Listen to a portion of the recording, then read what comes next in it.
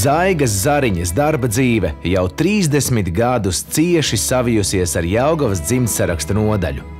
Atbildības sajūta, labas komunikācijas spējas, dziļa tolerance un iecietība pret apmeklētājiem – tas viss raksturo Zaigu. Uz jautājumu, cik tad jaunos pārus viņa ir ievadījusi laulības ostā, Zaiga pati šķiet pat nespētu atbildēt, bet noteikti tie ir vairāki tūkstoši.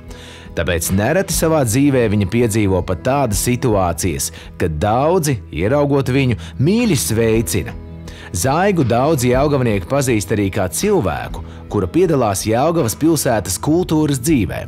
Vai tas ir pasākums veltīts represētajiem Svētbirzē, vai saulgriežu svinēšanu pils saliņā, vai arī viņi vienkārši atsaucas uz kultūras darbinieku aicinājumu nākt palīgā.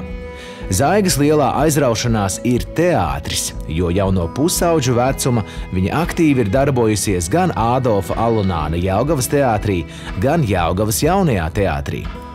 Arī šodien, ja no režisoru puses tiek piedāvāta šāda iespēja, viņa ar prieku kāpj uz skatuves. Zaigu Zariņu raksturo atvērtība, izpalīdzība, gatavība vienmēr, ja tas nepieciešams, nākt talkā un ziedot savu laiku, lai mērķi tiktu sasniegti.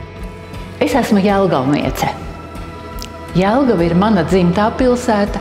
Tā nav tikai mana dzimtā, tā ir manas mammas, mana tēva, manas vecās mammas dzimtā pilsēta. Un Jelgavu es esmu ļoti, ļoti iemīļojusi.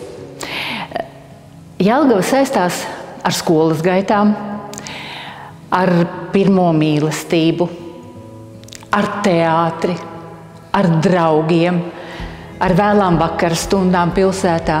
Un man vienmēr pilsēta ir bezgala patikusi, jo Jelgava vienmēr ir bijusi sakopta, tīra un savējā. Es esmu jelgavniece.